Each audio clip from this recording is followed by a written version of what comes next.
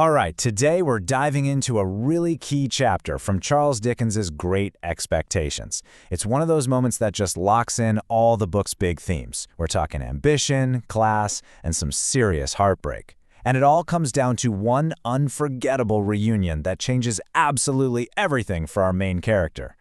And really, at the heart of this whole thing is the question we've all probably asked ourselves: how much could a person really change? We're going to see this question play out through the eyes of our hero, Pip, as he's forced to look his past and his future right in the face. So let's set the scene. Our guy, Pip, is heading back to his home village. But he's not the poor kid from the forge anymore. Oh no, he's a gentleman now with big plans. But that new status, it immediately kicks off this huge internal conflict. So, Pip gets back to his hometown, right? And immediately, he's faced with what seems like a simple choice. But man, it reveals so much about what's going on inside his head. His plan is to get in just before dark, and his first thought, his gut instinct, is to go stay with his oldest, kindest friend, Joe. But something stops him. And here it is, the decision that kind of says it all. Instead of going home to the forge, the heart of his entire childhood, he decides to stay at the Blue Boar, the local inn. This isn't just about where he's sleeping. It's a physical symbol of the gap that's growing between who he used to be and who he's trying so hard to become. And this isn't something he does lightly. The book literally says he began to make excuses to myself for not going there. So you can feel that pull, right? Deep down, he knows what he should do. But his new ambition, and let's be honest, probably a bit of shame, is just yanking him in a whole other direction. So, that whole internal battle is still raging the next morning when Pip heads over to Miss Havisham's house. You remember, that creepy, time-stopped mansion where his whole life got turned upside down. He thinks he's just going to see her, but he has no idea who's really waiting for him. So he walks into that room, the one, all dusty and dark. Miss Havisham's there, of course, still in that decaying wedding dress. But she's not alone. There's this incredibly elegant, beautiful lady sitting with her. And Pip has absolutely no clue who she is. He's just completely thrown.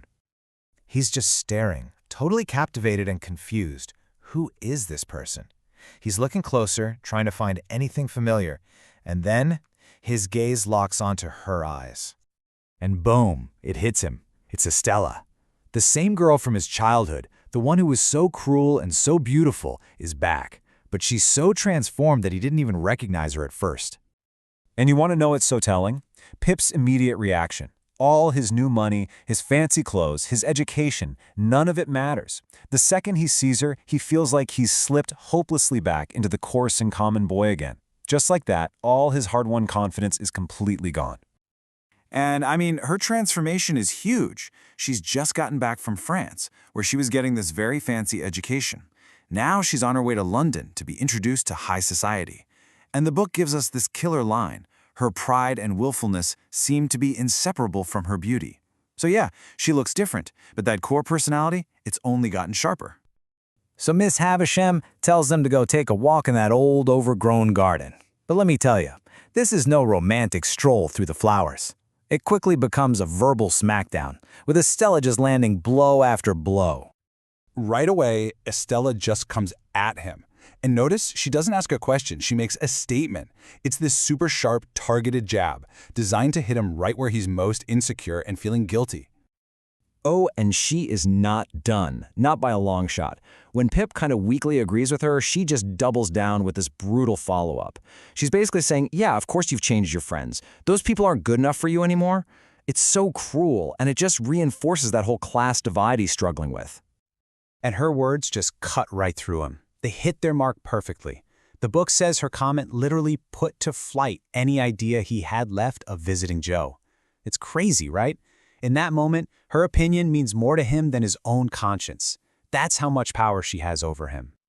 So Pip is just reeling from all this. He's hurt, he's confused, and he makes this one last, desperate attempt to connect with her, to find even a tiny piece of the girl he once knew.